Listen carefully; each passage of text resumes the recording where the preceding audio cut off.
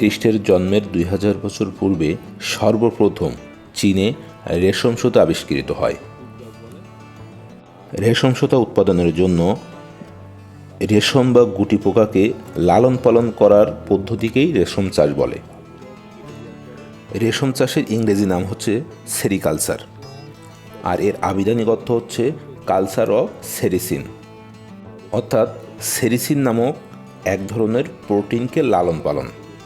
আর এই সেরিসিন হচ্ছে রেশমের মূল গাঠনিক পদার্থ, অর্থাৎ যে জীব সেরিসিন নামক প্রোটিন বস্তু প্রস্তুত করে তার লালন পালনই হচ্ছে সেরিকালচার বা রেশম চাষ। চীন 2 থেকে 2500 বছর একচেটিয়া গোপনে রেশম চাষ করে মূল্যবান রেশমি সুতা এবং রেশমি কাপড় তৈরি করত। খ্রিস্টের জন্মের 500 বছর পরে ইউরোপীয় 2 পাদ্রী গোপনে চীনের এই রেশম চাষ পদ্ধতি কৌশল শিখে নেয়।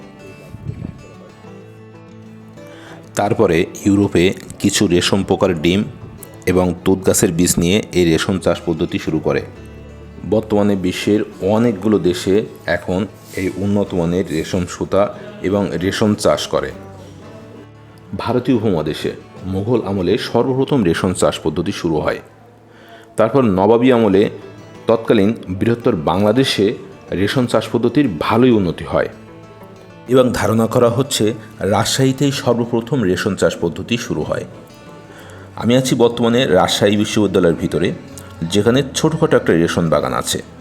বাগানটা দেখতে অনেক বেশি সুন্দর, আর এই রেশম বাগানেই রেশম পোকা বা যে গুটি পোকা আছে ওই গুটি পোকায় ছেড়ে দেওয়া হয়।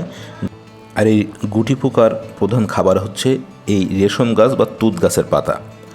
তারপর গুটি পোকা সংগ্রহ করে তার থেকে বিশ্বের সবচেয়ে উন্নত মানের সুতা, রেশমি সুতা সংগ্রহ করা হয়।